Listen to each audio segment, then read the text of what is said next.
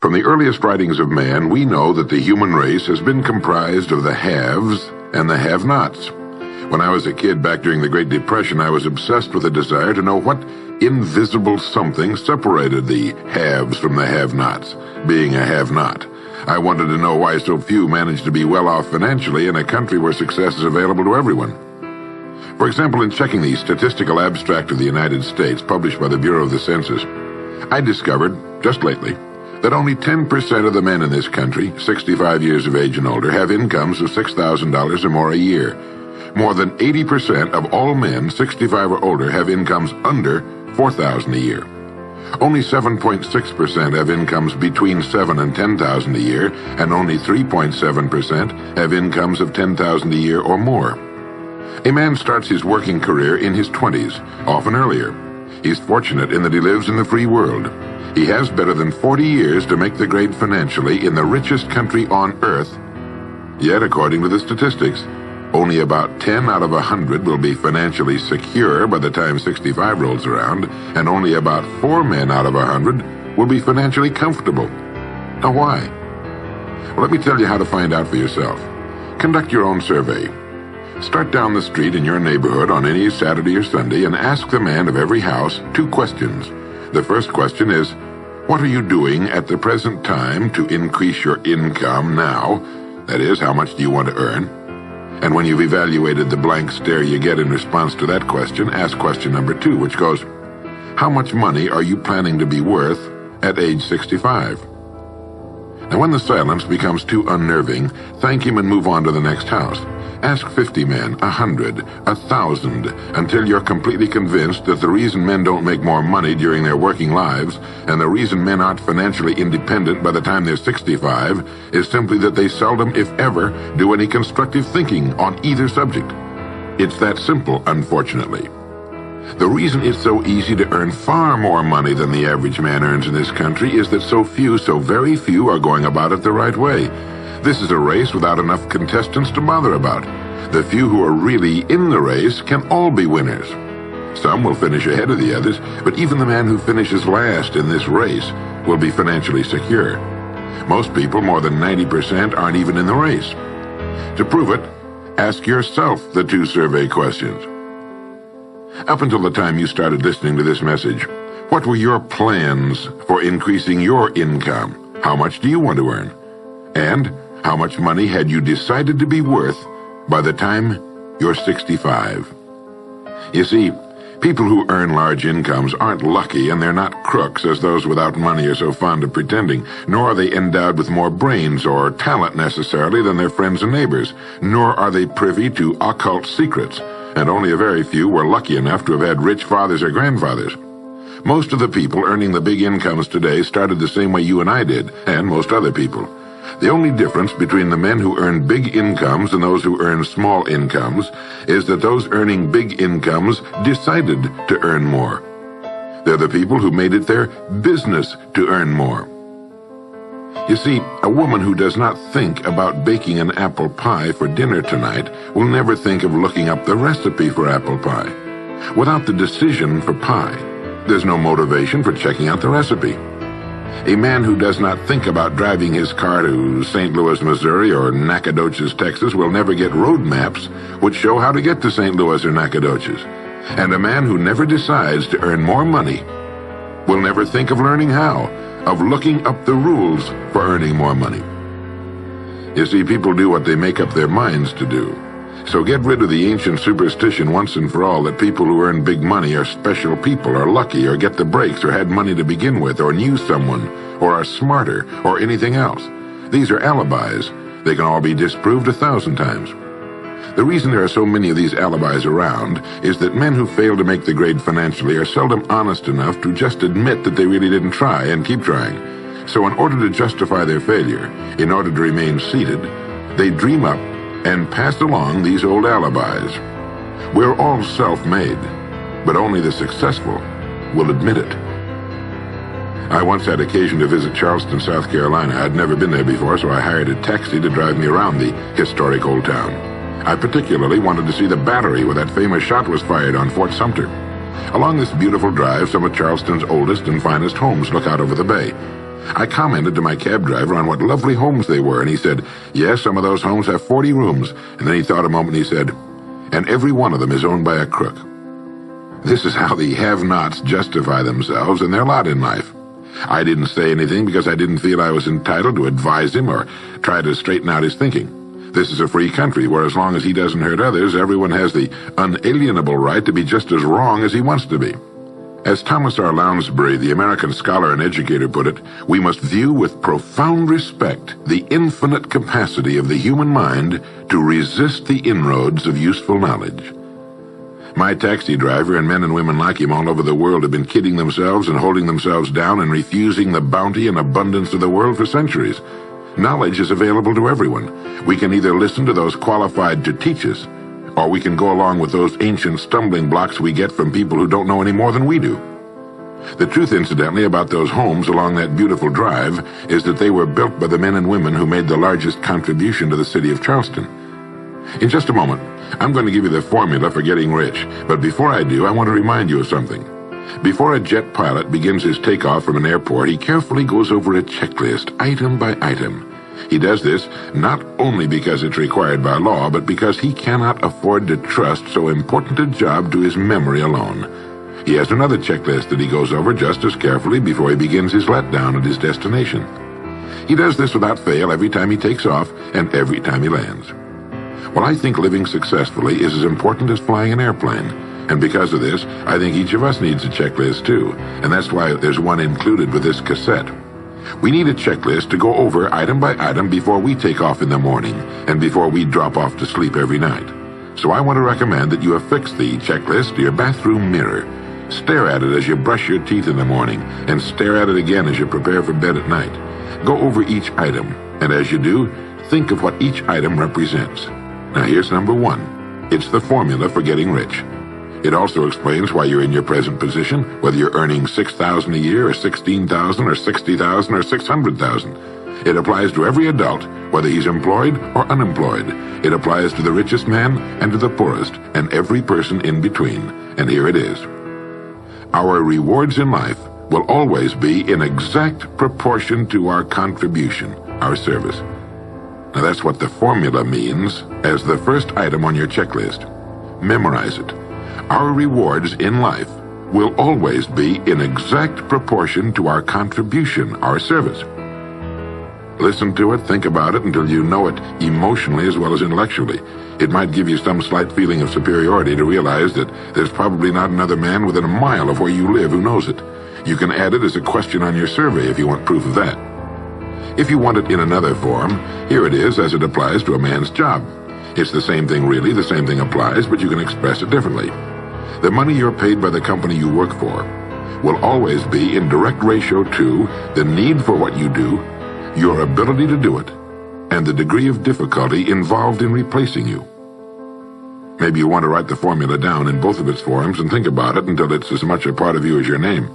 The reason it isn't spelled out on your checklist is because you might not want everyone to know what you're up to. The checklist is valuable only to a person who knows what the words really indicate. All right, you've got the formula. As you think about it, its meaning will become clearer to you. With the formula, there are two rules which must be applied to properly use it. This formula, together with the two rules, is your recipe or your roadmap to earning all the money you really want. Now let's take a look at item number 2 on your checklist. And I'm serious about your putting this checklist on your mirror. You'll notice it's pressure sensitive. Item number 2, the gold mine. The Pulitzer Prize-winning playwright Archibald MacLeish in his play The Secret of Freedom wrote, "The only thing about a man that is a man is his mind. Everything else you can find in a pig or a horse." Strong words, aren't they? But as long as you live, you'll never hear a truer statement. The key to every human being's success lies in his mind, the gold mine between his ears. One idea can make you rich. A lot of good ideas can move you steadily upward in the work you do, and ideas are free. Now just think, there's nothing now being done commercially that will not be done better, much better in the years ahead. Next year's homes and most of what's in them will be better than this year's. Next year's cars will be better. Next year's manufacturing, distributing, marketing, and selling and advertising should be better. Nothing is now being done as well as it must be done in the future, and every innovation, every new improvement will be somebody's brainchild. Now, what's your specialty? How many good ideas have you come up with during the past year?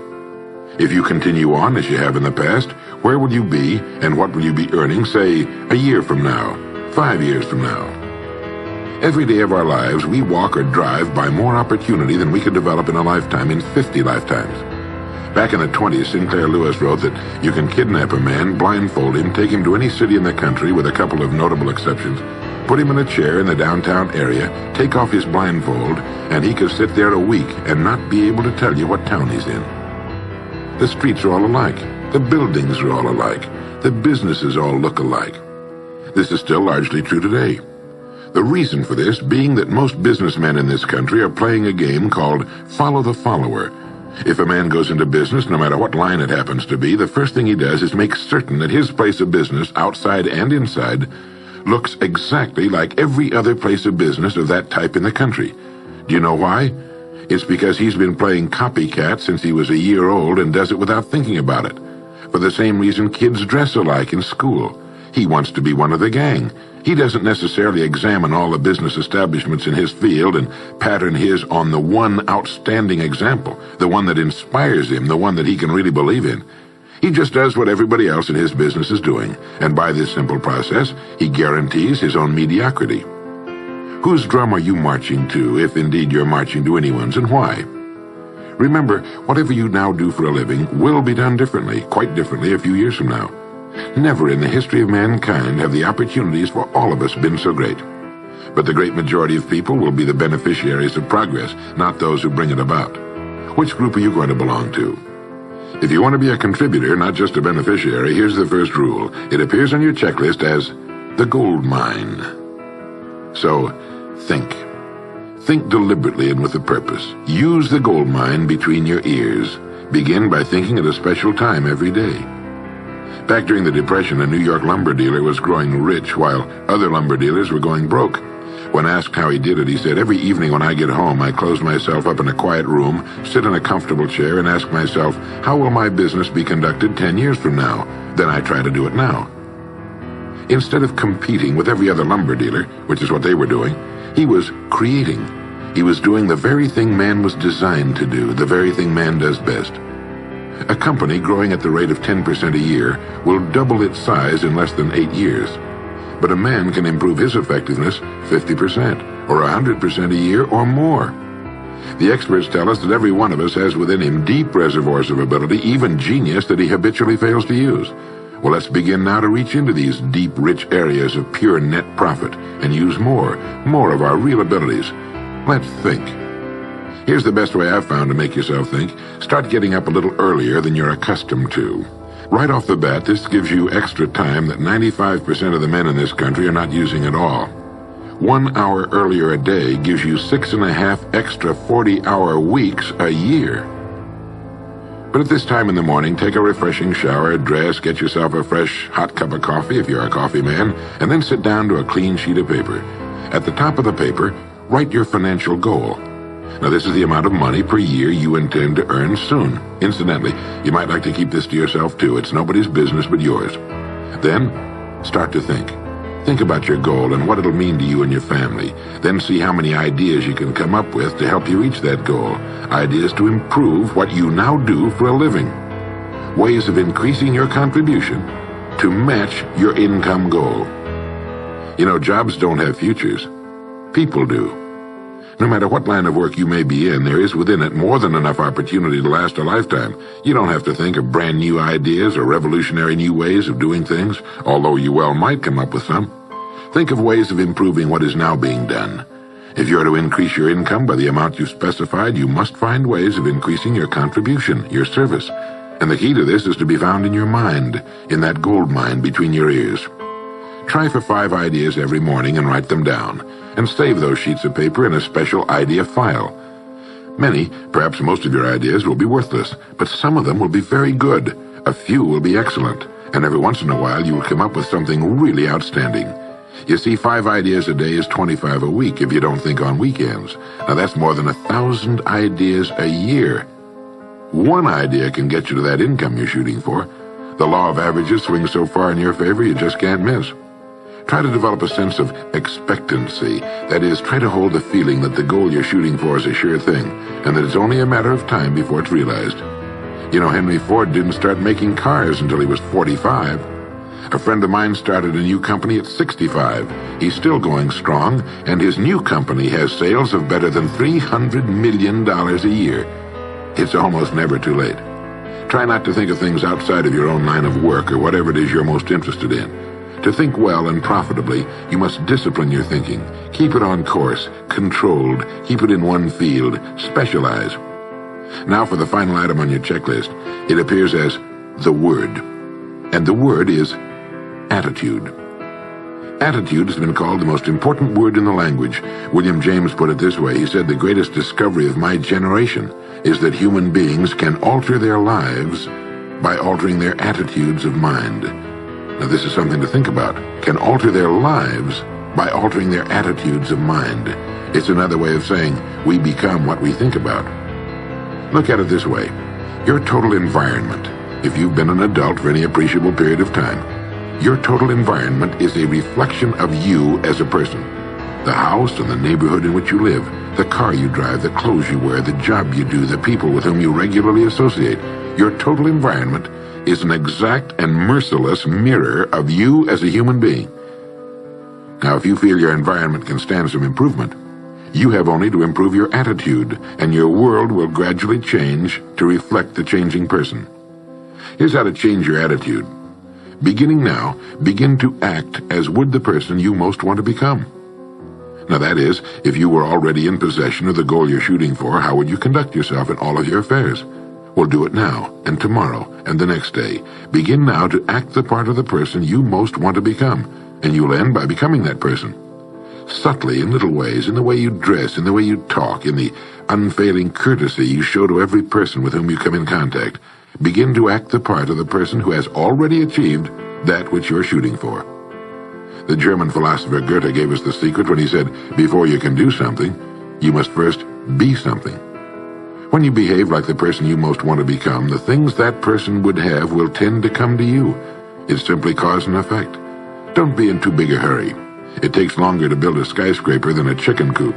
Build slowly, steadily, and well. Then when you make it, you'll keep it. You'll stay on top. Always be suspicious of the so-called get-rich-quick scheme or sudden success. Never forget that word, attitude. It's your attitude toward the people with whom you come in contact that will determine their attitudes toward you. The person with a great attitude toward life and the world is the person other people call lucky. He's not lucky. He's just using our old friend cause and effect. His causes are excellent, and his effects have to be just as good. Well, that's it. 3 things to remember. 3 things to practice every day. If you spent 16 hours a day, 7 days a week practicing your golf swing, in a relatively short time you'd have a grooved, beautiful swing like the pros. So practice your new attitude every day, every waking hour. Practice thinking a few minutes every morning, and you'll find yourself thinking all day long. And remember the formula. Our rewards in life will always be in exact proportion to our contribution, our service. Go over the ideas in this message every day until they're as much a part of you as your name and your temporary address. You'll notice that each time you listen, you'll hear something new. You'll get a new idea you failed to get before. This is Earl Nightingale, and thank you.